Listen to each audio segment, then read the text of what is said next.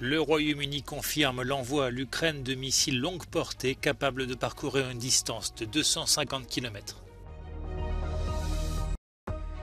Une camionnette a explosé ce jeudi à Milan en Italie. Le véhicule transportait des bouteilles d'oxygène. Le motif terroriste est totalement exclu.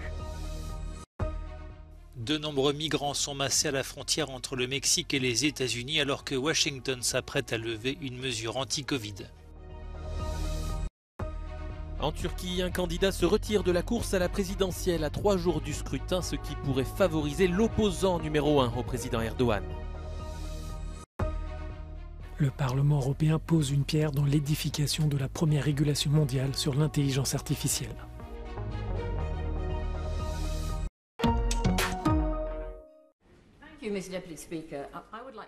Le Royaume-Uni va fournir à l'Ukraine des missiles longue portée de type Storm Shadow, réclamés par Kiev pour lancer sa contre-offensive. L'annonce a été confirmée ce jeudi par le ministre britannique de la Défense. Today I can confirm that the UK is donating Storm Shadow missiles to Ukraine. Storm Shadow is a long-range, conventional-only precision strike capability. The donation of these weapon systems gives Ukraine the best chance to defend themselves against Russia's continued brutality, especially the deliberate targeting of Ukrainian civilian infrastructure, which is against international law. Ukraine has a right to be able to defend itself against this. Le Kremlin n'a pas tardé à réagir à l'annonce britannique par l'intermédiaire de Dmitri Peskov, le porte-parole du président Poutine.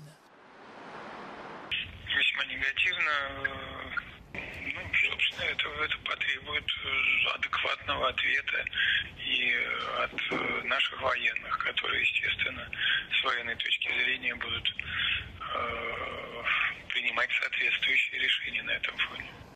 Développé conjointement par le Royaume-Uni et la France, le missile Storm Shadow lancé depuis les airs peut parcourir une distance de 250 km et donc atteindre des positions russes dans l'est de l'Ukraine. L'hypothèse de l'attentat est à exclure après la forte explosion survenue ce jeudi à Milan, en Italie. Un véhicule transportant des bouteilles d'oxygène est à l'origine de l'incident. Une dizaine de voitures garées à proximité ont pris feu. 2 appartements et une pharmacie ont également été fortement endommagés selon les pompiers. The explosion originated from a van. The engine of the van caught fire and then detonated around 20 oxygen cylinders that were on the van. There have been several buildings and vehicles engulfed in flames. So far, there's one person injured. It's the driver of the van who, according to local reports, managed to get out of the vehicle just moments before the explosion broke out. The fire has now been almost completely put out and the area is cordoned off.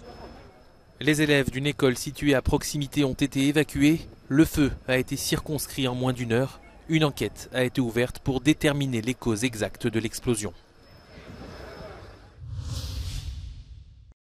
Coup de théâtre en Turquie à 3 jours de l'élection présidentielle. Muharrem İnce, opposant à l'actuel chef d'État Recep Tayyip Erdogan, annonce se retirer de la course. Il était crédité de 2 à 4% des intentions de vote selon les sondages. Adaylıktan çekiliyorum. Bunu memleketim için yapıyorum. Son retrait pourrait profiter à l'opposant numéro 1 du président Erdogan, Kemal Kılıçdaroğlu. Cet ancien haut fonctionnaire, membre du parti kémaliste CHP, est à la tête d'une alliance de 6 formations politiques et d'après les sondages, il serait en bonne posture pour l'emporter. Cette élection est un véritable test pour Erdogan, confronté pour la première fois en 20 ans à une opposition unie. La forte inflation a largement entamé sa popularité au point de promettre ce jeudi de doubler les salaires des fonctionnaires. Après les Turcs de l'étranger qui ont voté ces derniers jours, les 64 millions d'électeurs du pays sont appelés aux urnes ce dimanche. Une certaine confusion règne à la frontière entre le Mexique et les États-Unis, alors que Washington doit lever ce jeudi une mesure mise en place durant la pandémie. Son nom, le titre 42. Ce dispositif permettait aux autorités américaines de refouler immédiatement les migrants entrés illégalement sur le sol américain. À la frontière, les migrants se pressent de traverser pour demander l'asile car ils redoutent l'entrée de nouvelles restrictions.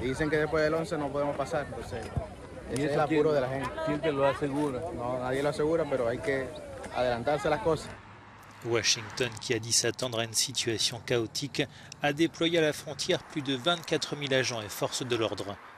Les migrants viennent principalement d'Amérique latine, mais aussi de Chine, de Russie ou de Turquie.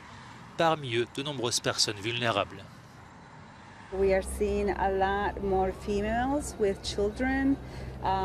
If you take a look, we're looking at really small, like babies, to anywhere from 2, 3 years old, 5, 6, maybe 10 years old. Avant de se présenter à la frontière, les demandeurs d'asile doivent au préalable avoir obtenu un rendez-vous sur une application téléphonique. Dans le cas contraire, leur demande pourrait être considérée comme illégitime et ils s'exposent à une interdiction d'entrée sur le sol américain durant 5 ans.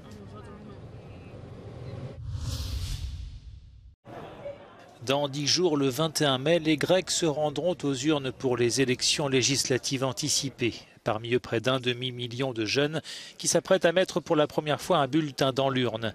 Cette génération qui a connu la crise financière, la pandémie et plus récemment une catastrophe ferroviaire pourrait décider de l'issue du scrutin, d'où l'intérêt que lui portent les partis politiques du pays. 440.000 παιδιά, δηλαδή μισό εκατομμύριο πολίτες, είναι εγγεγραμμένοι στους εκλογικούς καταλόγους. Σε αυτές τις εθνικές εκλογές καλούνται να ψηφίσουν για πρώτη φορά. À quelques jours des élections, les sondages placent le centre droit du Premier ministre sortant, Kyriakos Mitsotakis, devant le bloc de gauche. Πρώτη φορά φέτος θα ψηφίσω. Συζητάμε και με τους γονείς. Πού θα επιλέξουμε, τι θα κάνουμε, τι μας συμφέρει, τι δεν μας συμφέρει. Με κριτήριο ποιο κόμμα θα έχει καλύτερο πρόγραμμα στην οικονομία και στην παιδεία. Που είναι από τα βασικά πράγματα για τα οποία πρέπει όλοι να ψηφίζουμε και για τα οποία πρέπει να αγωνιζόμαστε βασικά αυτό. Θα ψηφίσω με δικό μου κριτήριο και έχοντας ψάξει χρόνια και έχοντας κάνει σκέψεις. Έχει ξεκινήσει ήδη η χώρα να έχει μια ανάκαμψη. Θέλουμε να συνεχίσει και θα κάνουμε, πιστεύω ότι γενικότερα οι νέοι πρέπει να συμμετάσχουν σε αυτές τις εκλογές, διότι είναι το μέλλον της χώρας.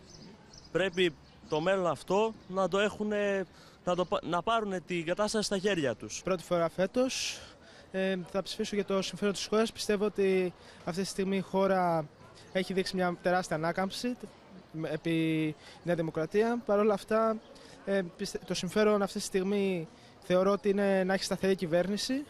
Δεν έχει να κάνει με τα προσωπικά κριτήρια αυτό και ότι θα ψηφίσω και αυτά. Είναι όμως πιστεύω το ιδανικό για τη χώρα. Ναι, θα ψηφίσω εθνικές εκλογές. Δεν ξέρω με τι κριτήρια ακόμα, γιατί δεν έχω ενημερωθεί και τόσο πολύ γενικά. Η ψήφος των νέων θεωρείται ως η πιο αχαρτογράφητη για τα πολιτικά κόμματα. Γι' αυτό και οι πολιτικές παρατάξεις επιδιώκουν μέσω των social media και νεανικών εκφράσεων να τους προσελκύσουν. Από την Αθήνα για το Euronews, Γιώργος Δημητρόπουλος. Face à une sécheresse dramatique qui asphyxie les terres agricoles, le gouvernement espagnol a annoncé ce jeudi un plan d'urgence de plus de 2 milliards d'euros. Une enveloppe destinée en partie à la construction de nouvelles infrastructures visant à dessaler l'eau de mer ou à accroître la proportion des eaux usées réutilisées, comme l'a expliqué la ministre espagnole de la transition écologique. Nuestro objetivo es que el volumen de agua que España utiliza de esta fuente no convencional, reutilización de agua, pase del 10% actual, el 10% de las aguas urbanas son reutilizadas, al 20% en el año 2027. L'Espagne a connu l'an dernier son année la plus chaude jamais enregistrée. La Catalogne et l'Andalousie sont parmi les régions les plus touchées par la sécheresse. Les niveaux des réservoirs qui stockent l'eau de pluie sont au plus bas. Selon un rapport, 80% des terres agricoles espagnoles sont asphyxiées. C'est un pas européen vers une première mondiale. L'Union se rapproche de la première régulation sur l'intelligence artificielle. 2 commissions du Parlement européen ont adopté jeudi un mandat de négociation. Les eurodéputés proposent d'informer plus facilement les citoyens quand une intelligence artificielle est employée afin de renforcer la transparence. Ils veulent aussi interdire la surveillance biométrique, la reconnaissance des émotions ou encore les systèmes de police prédictive générés par cet outil. Essentially, what this regulation will mean is that there are more stricter safeguards on how governments in particular use these systems and also private companies using them in ways that affect us. So what we will see is that, first of all, we will know more about when these systems are used, particularly when used by law enforcement and migration control. Often, we don't know whether these systems are used or not. Le texte propose d'encadrer les générateurs de contenu rédactionnels comme ChatGPT qui devront faire l'objet de mesures supplémentaires de transparence. Les entreprises devront aussi indiquer si leur contenu a été généré par une intelligence artificielle. Elles devront également empêcher l'utilisation de données protégées par le droit d'auteur. So transparency is the first step, but it's not the only step. So what we have to also think about is when we're speaking about the development of large-scale AI systems, we're not just speaking about sort of potential flaws or potential biases in the system that make them harmful. We're also talking about massive levels of compute power with an environmental impact. We're speaking about exploitation of labor of people, often in the global south. And we're speaking about various different levels of economic dominance of these large technology companies. Le texte sera soumis au vote le mois prochain à l'ensemble du Parlement lors de la session plénière. Une fois adopté, les négociations entre les eurodéputés et les États membres pourront débuter. L'objectif est de parvenir, d'ici la fin de l'année, à la première réglementation mondiale sur l'intelligence artificielle.